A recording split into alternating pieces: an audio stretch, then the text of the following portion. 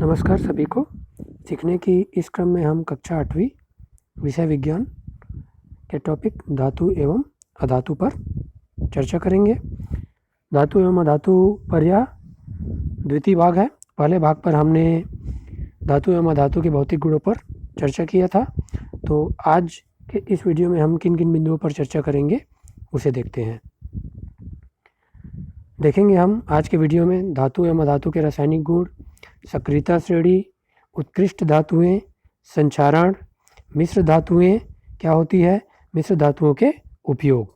तो चलिए आज की चर्चा को आगे बढ़ाते हैं और इन बिंदुओं पर हम विस्तार से चर्चा करते हैं।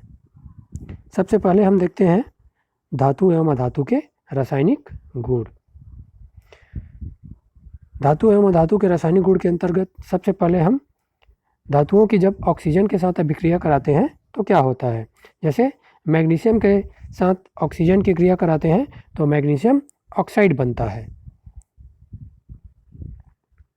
सल्फर की ऑक्सीजन के साथ अभिक्रिया कराते हैं तो सल्फर डाई ऑक्साइड बनता है। इस तरीके से धातु एवं अधातु की रासायनिक अभिक्रिया होती है। आगे बढ़ते हैं। जल या H2O के साथ अभिक्रिया, जैसे सोडियम का जब H2O के साथ अभिक्रिया कराते हैं तो सोडियम हाइड्रोक्साइड और हाइड्रोजन बनता है।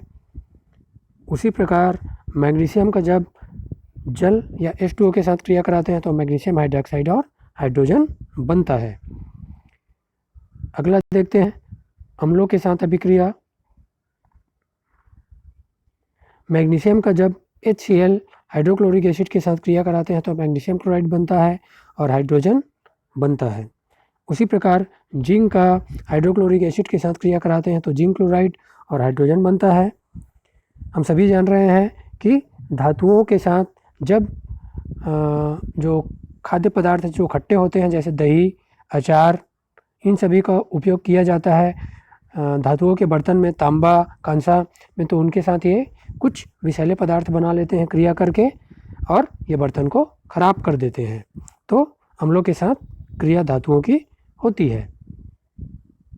इसी कारण सलाह दी जाती है कि धातु जो तांबा और कांसा है उनमें खट्टे पदार्थ उपयोग ना करने की सलाह दी जाती है।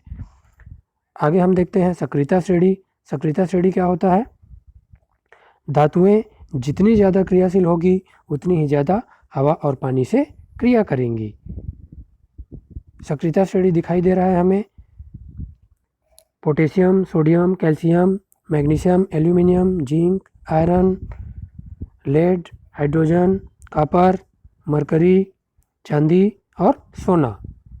तो अधिक से कम की ओर यह सक्रियता श्रेणी है। तो यह सक्रियता श्रेणी को और हम आगे देखते हैं विस्तार से। सक्रियता श्रेणी जो यहाँ दिखाई दे रहा है हमें, जैसा पीछे हमने देखा, सबसे ज़्यादा अभिक्रियाशील धातु जो होता है वह है पोटेशियम और सबसे कम अभिक्रियाशील धातु है वह है सोना। हाइड्रोजन से कम सक्रिय धातु जो है ऊपर के हैं और नीचे के हैं वे हाइड्रोजन से अधिक अभिक्रियाशील धातु है। तो सक्रियता श्रेणी वह सूची है जिसमें धातुओं की उनकी क्रियाशीलता को अवरोही क्रम या डिसेंडिंग ऑर्डर में व्यवस्थित किया गया है। इसमें सबसे अधिक अभिक्रियाशील धातु को टॉप पर या सबसे ऊपर रखा गया है जैसे पोटेशियम, और सबसे कम अभिक्रियाशील धातु को नीचे रखा गया है या बॉटम में रखा गया है जैसे सोना। आगे बढ़ते हैं इसी में हम। उत्कृष्ट धातुएं। उत्कृष्ट धातुएं क्या होती है। वे धातुएं हैं जिनका वायु, पानी आदि के साथ संपर्क में रहने के बावजूद भी क्षरण और ऑक्सीकरण बहुत कम होता है। मतलब ये ऑक्सीजन के साथ, हवा के साथ, पानी के साथ क्रिया नहीं के बराबर करते हैं। जैसे रजत, चांदी, सोना, प्लेटिनम, पैलेडियम प्रमुख उत्कृष्ट धातुएं हैं।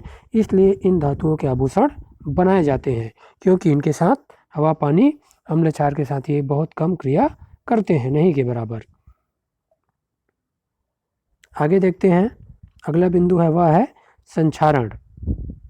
जब धातुओं का संपर्क वायु व नमी से होता है तो उनकी सतह पर कुछ अवांछनीय पदार्थ जैसे ऑक्साइड, कार्बोनेट, सल्फेट, सल्फाइड आदि बन जाते हैं।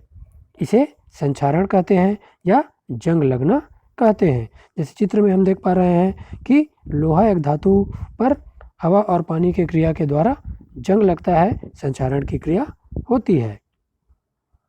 जैसे उदाहरण लोहे पर जंग लगना, चांदी का काला पड़ना, कॉपर व पीतल की सतह पर हरे रंग की परत का जमना संक्षारण के उदाहरण है।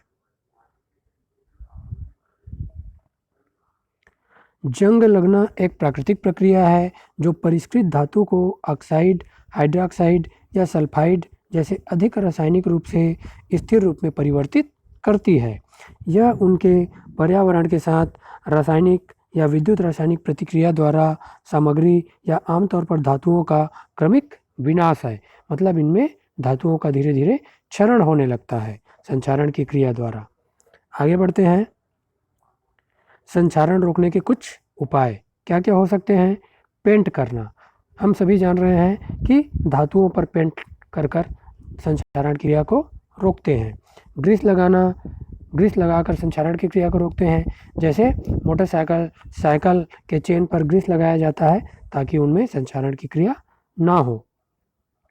धातुओं की परत चढ़ाना, जो कम सक्रिय धातु है उन पर कम सक्रिय धातु की अधिक सक्रिय धातु पर परत चढ़ाकर संक्षारण की क्रिया को रोका जाता है।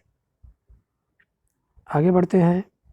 मिश्र धातु, अगला बिंदु है एलॉय या मिश्र धातु। दो या अधिक धातुओं या एक या अधिक धातु एवं एक धातु के समांगी मिश्रण को मिश्र धातु कहा जाता है। यदि मिश्र धातु का एक अवयव पारा या मरकरी हो तो वैसा मिश्र धातु क्या कहलाता है? अमलगम कहलाता है। प्रत्येक मिश्र धातु में कुछ निश्चित उपयोगी गुण होते हैं। ये गुण मिश्र धातु बनाने वाले अवयवी तत्वों के गुणों से, मूल गुणों से भिन्न होते हैं। अवयवी तत्वों के अनुपात को कम या अधिक करके इन गुणों में परिवर्तन किया जा सकता है। मिश्र धातुओं में निम्नलिखित विशेषताएं पाई जाती है। क्या क्या विशेषताएं पाई जाती है? मिश्र धातुएं अपनी अवयवी धातुओं से प्रायः अधिक कठोर होती है और मिश्र धातुएं अपनी अवयवी धातुओं की अपेक्षा अधिक संक्षारण रोधी होती है। मतलब इनमें जंग कम लगता है या नहीं लगता। अगला है उपयोग। मिश्र धातुओं के क्या क्या उपयोग हैं?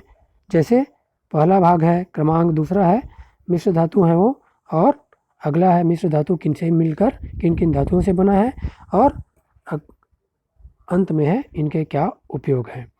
तो इस्पात या स्टील या लोहा और कार्बन से मिलाकर बनाया जाता है। इनका उपयोग जहाज, पुल बनाने में और रेल की पटरियाँ बनाने में किया जाता है। दूसरा है स्टेनलेस स्टील। स्टेनलेस स्टील जो है लोहा, कार्बन, क्रोमियम, निकिल को मिलाकर बनाया जाता है और इनका उपयोग बर्तन बनाने में, शल्य चिकित्सा के उपकरण, डॉक्टर जो शल्य चिकित्सा के उपकरण बनाते हैं उनमें, डॉक्टर जो उपयोग करते हैं उनमें किया जाता है। तीसरा है कांसा। कांसा जो होता है तांबा और टिन को मिलाकर बनाया जाता है। इनका उपयोग मूर्तियाँ और सिक्के बनाने में किया जाता है। पीतल एक मिश्र धातु है जो तांबा और जिंक को मिलाकर बनाया जाता है। इनका उपयोग बर्तन और मशीन बनाने में किया जाता है। पांचवा है ड्यूरेलियम। ड्यूरेलियम जो है एल्यूमिनियम, तांबा, मैग्नीज और मैग्नीशियम को मिलाकर बनाया जाता है और इनका उपयोग प्रेशर कुकर, वायुयान के विभिन्न भाग बनाने में किया जाता है। अगला मिश्र धातु है छठवां, वह है जर्मन सिल्वर। जर्मन सिल्वर को तांबा, जिंक और निकिल को मिलाकर बनाया जाता है और इनका उपयोग बर्तन बनाने में किया जाता है। तो आज के इस वीडियो में हमने विभिन्न बिंदुओं पर धातु एवं अधातु के रासायनिक गुण, मिश्र धातु, सक्रियता श्रेणी और उनके मिश्र धातुओं के उपयोग के बारे में चर्चा किए। आप सभी का बहुत बहुत धन्यवाद।